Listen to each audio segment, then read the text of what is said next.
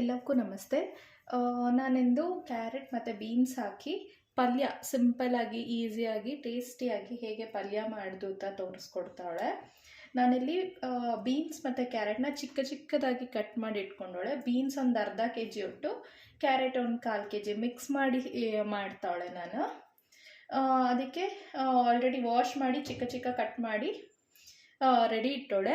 ಒಂಚೂರು ಅರಶಿನದ ಹುಡಿ, ಉಪ್ಪು, ಸಾಸಿವೆ, ಹಿಂಗ, 1 ಸ್ಪೂನ್ ಕಡಲೆಬೇಳೆ, 1 ಸ್ಪೂನ್ ಉದ್ದಿನಬೇಳೆ ಮತ್ತು ಕರಿಬೇವು, ಒಂದು 6 ಬ್ಯಾಡಗಿ ಮೆಣಸಿನ್ಕಾಯಿ ತೊಗೊಂಡೋಳೆ. ಅದನ್ನು ಹಾಫ್ ಆಗಿ ಮುರಿದಿಟ್ಟೋಳೆ.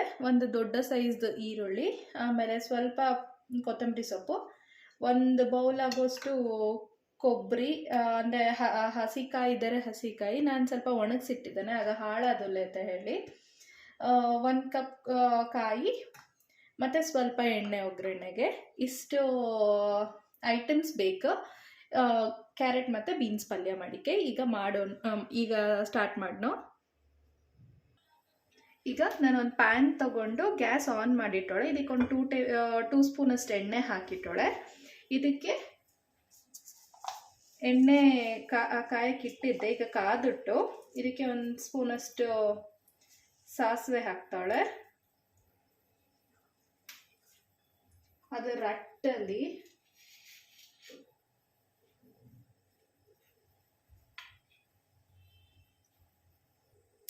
ಸಾಸಿವೆ ಈಗ ಹೊಟ್ಟು ಇದಕ್ಕೇನೆ ನಾನು ಕಡಲೆಬೇಳೆ 1 ಸ್ಪೂನ್ ತೊಗೊಂಡಿದ್ದಲ್ಲ ಅದನ್ನು ಹಾಕ್ತಾಳೆ, ಮತ್ತು ಉದ್ದಿನಬೇಳೆ.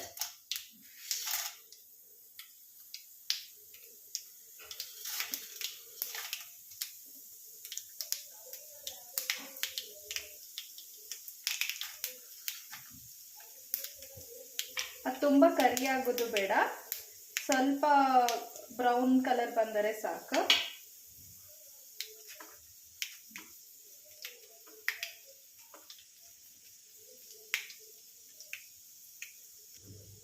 ಈಗ ಇದಕ್ಕೆ ಈರುಳ್ಳಿ ಹಾಕ್ತಾಳೆ.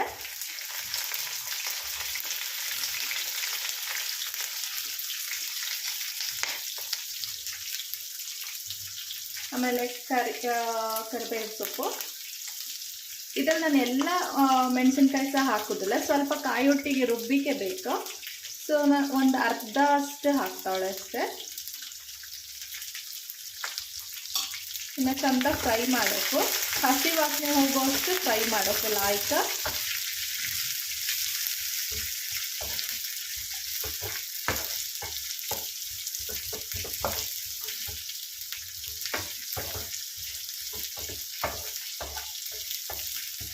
ಲಾಯ್ಕ ಹುರಿದರೆ ಹಸಿ ವಾಸನೆ ಹೋದೆ ಅಲ್ಲ, ಅಷ್ಟು ಹುರಿದರೆ ಸಾಕು.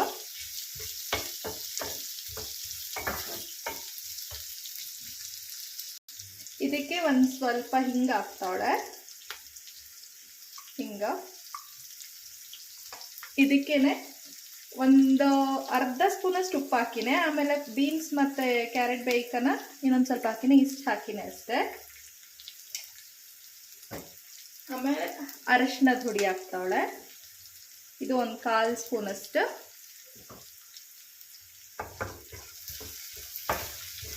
ಈರುಳ್ಳಿ ಒಟ್ಟಿಗೆ ಉಪ್ಪು ಹಾಕಿದರೆ ಈರುಳ್ಳಿ ಸ್ವಲ್ಪ ಬೇಗ ಬೆಂದದೆ ಅಂತ ಹೇಳಿ ಅಷ್ಟೇ.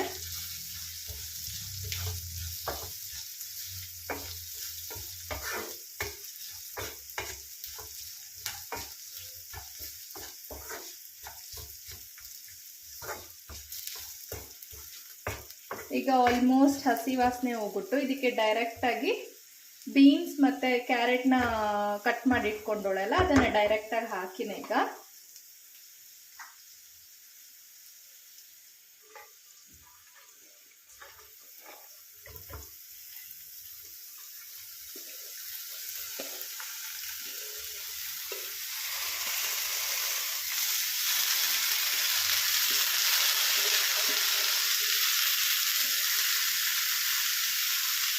ಗ್ಯಾಸ್ ಲೋ ಫ್ಲೇಮಲ್ಲೇ ಇರಲಿ.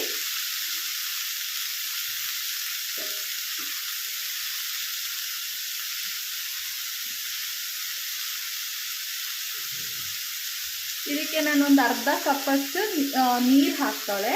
ಬೀನ್ಸ್ ಮತ್ತು ಕ್ಯಾರೆಟ್ ಬೇಯೋಕ್ಕೆ ಅಂತ ಹೇಳಿ.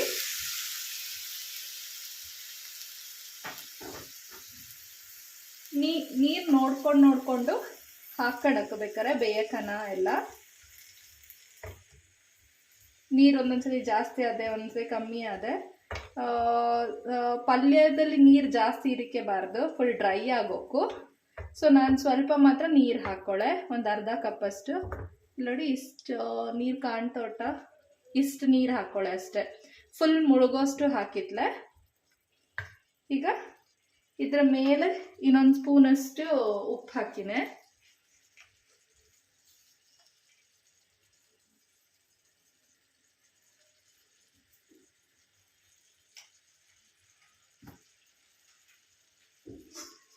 ಇದಕ್ಕೆ ಈಗ ಬಾವಡೆ ಮುಚ್ಚಿ ಒಂದು 5 ನಿಮಿಷ ಬೇಯಕ್ಕಿಟ್ಟನೆ. ಲೋ ಫ್ಲೇಮ್ಲೇ ಇರಲಿ, ಹೈ ಫ್ಲೇಮ್ಗೆ ಹೋಗ್ಕೂತೆಂತಲ್ಲೇ ಒಂದು 5 to 10 ಮಿನಿಟ್ಸ್ ಬಂದರೂ ಸಾಕು. ಅದು ಬೇಯೋಷ್ಟರಲ್ಲಿ ಇಲ್ಲಿ ನಾನು ಕಾಯಿ ತುರಿ ತಗೊಂಡಿದ್ದೆಲ್ಲ, ಇದ್ರೊಟ್ಟಿಗೆ ಮಿಕ್ಕಿರೋ ಮೆಣಸನ್ನ ಹಾಕಿ ಗ್ರೈಂಡ್ ಮಾಡ್ಕೊಂಡು ಬಂದೆ. ಎಷ್ಟು ಮೆಣಸುಟ್ಟು ಅಷ್ಟನ್ನು ಸಹ ಫುಲ್ ಹಾಕ್ತಾವಳೆ ಈ ಕಾಯಿ ಒಟ್ಟಿಗೆ. ಇದನ್ನ ರುಬ್ಕೊಂಡು ಬಂದೆ. ಈಗ ಅಷ್ಟೊತ್ತಿಗೆ ಇದು ಬೇಯ್ತಾ ಇರಲಿ. ಈಗ ಒಂದು 5 ಮಿನಿಟ್ಸ್ ಆಗ್ಬಿಟ್ಟು ಸ್ವಲ್ಪ ಕಂಚಿ ಹಾಕುನು. ನೋಡಿ ಎಷ್ಟು ಲಾಯ್ಕ ಕುದಿ ಬರ್ತಾ ಉಂಟು, ಬೇಯ್ತಾ ಉಂಟು. ಈಗ ಒಂಚೂರು ಕೆಳಗೆ ಇದು ಮೇಲೆ ಕೆಳಗೆ ಮಾಡ್ನೋ.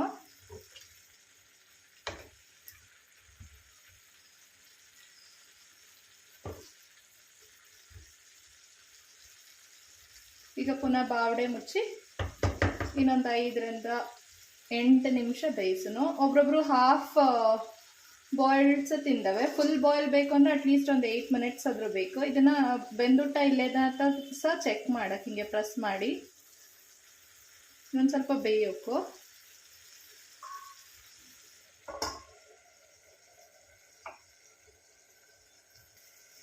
ಈಗ ಆಲ್ಮೋಸ್ಟ್ ಒಂದು 10 ಮಿನಿಟ್ಸ್, ನಾನು ಆಲ್ಮೋಸ್ಟ್ ಕಂಪ್ಲೀಟಾಗಿ ಒಂದು 15 ಮಿನಿಟ್ಸ್ ಬೇಯಿಸೋಳೆ. ಆಗಲೇ ಒಂದು 5 ನಿಮಿಷ, ಆಮೇಲೆ ಪುನಃ ಮಚ್ಚಿ ಇನ್ನೊಂದು 10 ನಿಮಿಷ ಬೇಯಿಸೋಳೆ. ಈಗ ಎಷ್ಟು ಹೆಂಗಾಗ್ಬಿಟ್ಟದ ನೋಡ್ನು. ನೋಡಿ ಆಲ್ಮೋಸ್ಟ್ ಬೆಂದಿಟ್ಟು, ನೀರೆಲ್ಲ ಆಲ್ಮೋಸ್ಟ್ ಹೀರ್ಕೊಂಡಿಟ್ಟು. ನೀವು ಬೇಕಂತ ಹೇಳಿದ್ರೆ ಒಂದನ್ನು ಸುಮ್ಮನೆ ಹಿಂಗೆ ಪ್ರೆಸ್ ಮಾಡಿ ನೋಡಿ, ಗೊತ್ತಾದೆ ನೋಡಿ ಕಟ್ ಆಗ್ತಾ ಉಂಟು ನೀಟಾಗಿ. ಇದಕ್ಕೆ ನಾನು ಆಗಲೇ ಹೇಳ್ದಂಗೆ ಕಾಯಿ ಮತ್ತು ಮೆಣಸನ್ನ ರುಬ್ಕೊಂಡು ಬಂದೋಳೆ.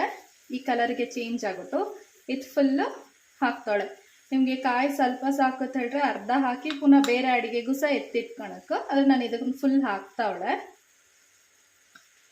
ಇದು ಟೇಸ್ಟ್ ಜಾಸ್ತಿ ಮಾಡಿದೆ ಕಾಯಿ ಮತ್ತು ಮೆಣಸು. ಈಗ ಲಾಯ್ಕ ಇದನ್ನು ಮಿಕ್ಸ್ ಮಾಡೋಕು.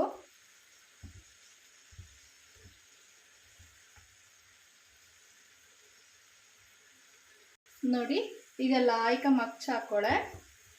ನೀಟಾಗೆಲ್ಲ